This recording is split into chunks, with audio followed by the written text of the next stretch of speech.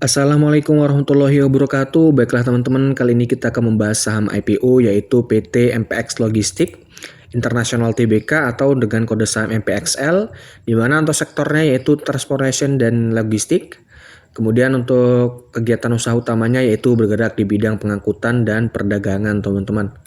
Kemudian untuk jumlah yang saham yang ditawarkan sebanyak-banyaknya berkisar 400 juta lembar saham atau mewakili 20% daripada modal di sektor perseroan, di mana di sini untuk nilai nominalnya itu di Rp25 dan kisaran harga penawaran awalnya itu berkisar Rp130 sampai dengan Rp110 teman-teman. Di mana untuk nantinya dana yang didapatkan daripada IPO-nya itu sebesar 41 miliar sampai dengan 44 miliar teman-teman.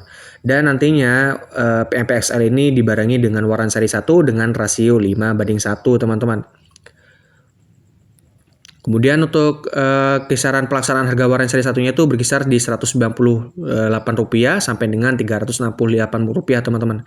Dan nantinya jika pelaksanaan waran seri 1 dilaksanakan semua, maka dana yang didapat itu sebesar 15 miliar sampai dengan 29 miliar teman-teman. Kemudian untuk perkiraan masa penawaran awalnya itu di tanggal 11 sampai dengan 14 April dan untuk perkiraan masa penawaran umumnya itu di tanggal 3 sampai dengan 5 Mei teman-teman. Dan untuk tanggal pencatatannya itu berkisar di tanggal 9 Mei teman-teman. Kemudian untuk struktur pemodalan pemegang saham terakhir, jika kita lihat di sini sebelum IPO dan setelah IPO ya teman-teman, ada Bapak Ye Hun Ki memiliki persentase kepemilikan sebesar 27,50%. Kemudian ada Bapak James sebesar 25% dan Bapak Wijaya Chandra sebesar 25% teman-teman, sisanya bisa teman-teman baca sendiri. Kemudian setelah IPO maka kepemilikan Bapak Ye Hun Ki itu berubah menjadi 22%, kemudian Bapak James menjadi 20%, Bapak Wijaya Chandra menjadi 20% dan masyarakat di sini masuk menjadi 20% teman-teman, dan sisanya teman-teman bisa baca sendiri di sini ya teman-teman. Kemudian untuk rencana penggunaan dananya, yang pertama di sini ada sekitar 12,76%. Dana yang diperoleh dari IPO akan digunakan perseroan untuk pembayaran uang muka pembelian armada truk teman-teman.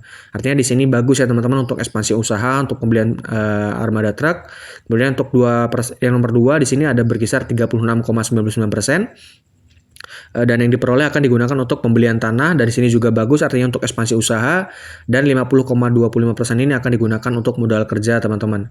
Dan sedangkan dana yang didapatkan dari perolehan waran seri 1 seluruhnya akan digunakan untuk modal kerja teman-teman. Jadi di sini untuk rencana penggunaan dananya sendiri dapat disimpulkan bahwa penggunaan dana daripada MPXL ini cukup bagus ya teman-teman, karena sebagian untuk digunakan untuk ekspansi dan sebagian digunakan untuk modal kerja teman-teman.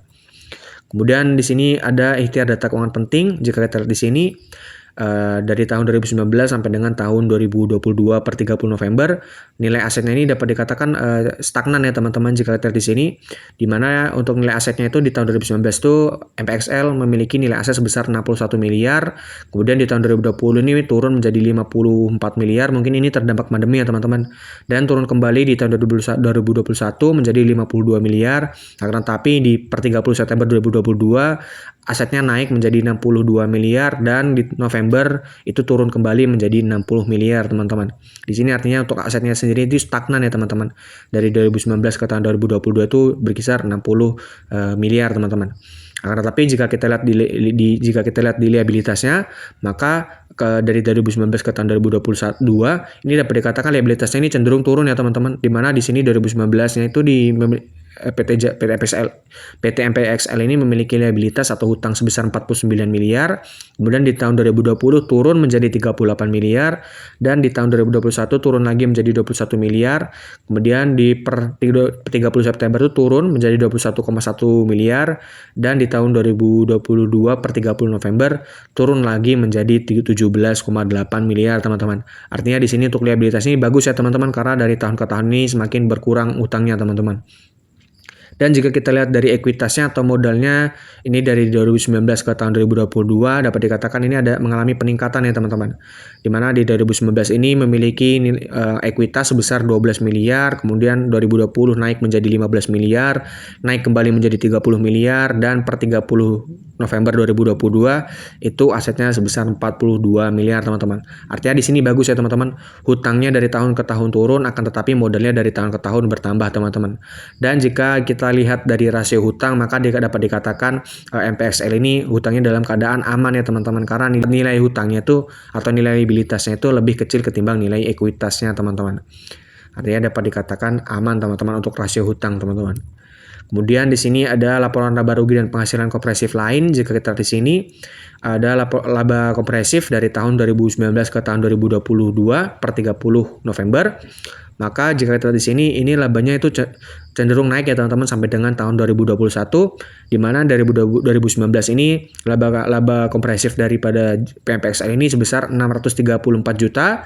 Kemudian di tahun 2020 naik menjadi 3,8 miliar dan di tahun 2021 itu naik menjadi 10 miliar teman-teman. Sedangkan di sini per 30 November 2022 justru laba kompresif MPXL ini justru malah menurun ya teman-teman jika dibandingkan per 30 November 2021, di mana di sini per 30 November 2021 keuntungan daripada atau laba kompresif daripada MPXL itu sebesar 9,3 miliar, akan tetapi di 2022 yang sama di tahun per 30 November itu justru turun menjadi 5,9 miliar teman-teman. Artinya di sini ada penurunan laba usaha ya teman-teman di tahun 2020 teman-teman. Sedangkan dari 2019 ke 2021 itu laba mengalami kenaikan, akan tetapi di tahun 2022 justru malah mengalami penurunan teman-teman. Artinya di sini kurang bagus ya teman-teman karena ada penurunan laba usaha teman-teman. Kemudian untuk kebijakan dividennya sendiri jika kita lihat di sini setelah penurunan umum pemegang saham maka kemudian perseroan berencana membagikan dividen sebanyak-banyaknya dengan rasio 30% menggunakan tahun buku 2023 teman-teman. Artinya MPXL ini baru akan membagikan dividen di tahun 2024 menggunakan tahun buku 2023 dan dengan rasio sebanyak-banyaknya berkisar 30% teman-teman. Kemudian jika kita lihat secara valuasi, jika nantinya MPXL ini terbit di harga tertingginya yaitu di 110, yang warna biru ini yaitu setelah IPO, artinya setelah adanya penambahan dana IPO dan perubahan struktur pemegang saham, dan yang warna kuning ini sebelum IPO ya teman-teman. Jika nantinya MPXL ini terbit di harga tertingginya di 110, maka BV-nya itu yaitu sebesar Rp43, sedangkan PBV-nya atau price book value-nya itu sebesar 2,5 kali teman-teman. Artinya untuk PBV-nya sendiri ini dapat dikatakan mahal dan artinya di sini kurang bagus ya teman-teman karena indikasi PBV yang bagus itu harusnya di bawah nilai 1 teman-teman. Akan tetapi PBV daripada MPXL ini sudah dapat dikatakan mahal karena nilainya di 2,5 kali teman-teman. Sedangkan untuk PER-nya sendiri dapat dikatakan di sini juga kurang bagus ya teman-teman, setelah IPO dinilai 36 kali, sedangkan PER yang bagus itu seharusnya di bawah nilai 15 kali, ataupun untuk saham IPO itu dinilai 20 kali masih cukup oke teman-teman. Sedangkan di sini MPXL itu sudah dinilai 36 kali, artinya kurang bagus. Dan untuk nilai DER-nya sendiri atau debt to equity ratio atau nilai hutang terhadap ekuitas itu dapat dikatakan aman teman-teman karena nilainya hanya di 20%, sedangkan indikasi DER yang bagus adalah DER yang di bawah nilai 100% teman-teman. Sedangkan di sini MPXL itu hanya di 20%, artinya di sini aman ya teman-teman karena hutangnya tuh lebih kecil ketimbang ekuitasnya teman-teman. Kemudian untuk nilai ROE dan ROA-nya itu dinilai 6,8% dan juga 5,6%. Ini dapat dikatakan bagus ya teman-teman karena ROE dan ROA yang bagus itu minimal di atas 8% dan di atas 5% teman-teman. Jadi untuk ROE dan ROA-nya ini sudah dapat dikatakan cukup bagus untuk MPXL, akan tetapi untuk earning per share-nya sendiri itu masih kecil ya teman-teman di nilai Rp2,9 teman-teman. Maka jika kita lihat di sini secara valuasi dapat disimpulkan bahwa harga MPXL ini memang sudah tergolong mahal, akan tetapi untuk hutangnya itu aman dan untuk kinerjanya sudah cukup bagus teman-teman. Kemudian untuk kesimpulannya sendiri, yang pertama di sini nantinya MPXL itu disertai dengan waran 5/1. Kemudian untuk rencana penggunaan dananya tadi cukup bagus ya teman-teman karena sebagian digunakan untuk ekspansi dan sebagian digunakan untuk modal kerja. Dan kemudian untuk nilai asetnya itu memang stagnan teman-teman, akan tetapi hutangnya tadi berkurang dari tahun ke tahun dan untuk ekuitas atau modalnya bertambah teman-teman. Artinya di sini bagus teman-teman meskipun nilai asetnya stagnan ya teman-teman. Kemudian untuk laba usahanya itu mengalami penurunan di tahun 2022, artinya di sini kurang bagus. Kemudian untuk artinya di sini di 2022 itu ada penurunan kinerja ya teman-teman daripada MPXL ini teman-teman. Kemudian untuk DER-nya ini aman ya teman-teman untuk hutangnya. Kemudian ini artinya bagus. Kemudian untuk valuasi tergolong mahal karena tadi tadi nilainya sudah di atas nilai 1. Kemudian untuk nilai PEN sendiri juga masih kurang bagus, akan tetapi untuk nilai ROA dan ROE-nya sudah cukup bagus, dan untuk nilai EPS-nya masih kecil ya teman-teman, artinya di sini kurang bagus teman-teman. Dan kemudian FSL ini nantinya kemungkinan akan masuk ke dalam daftar efek syariah ya teman-teman, setelah ditambahkan dana IPO teman-teman, jika dilihat dari rasio hutang dan juga dari sektor usaha teman-teman. Kemudian untuk keputusan beli, saya harap teman-teman itu membaca kembali dan mempertimbangkan kembali apakah kemudian MPXL ini layak untuk dibeli atau tidak teman-teman. Oke, mungkin gitu aja. Semoga video ini bermanfaat. Terima kasih. Assalamualaikum warahmatullahi wabarakatuh.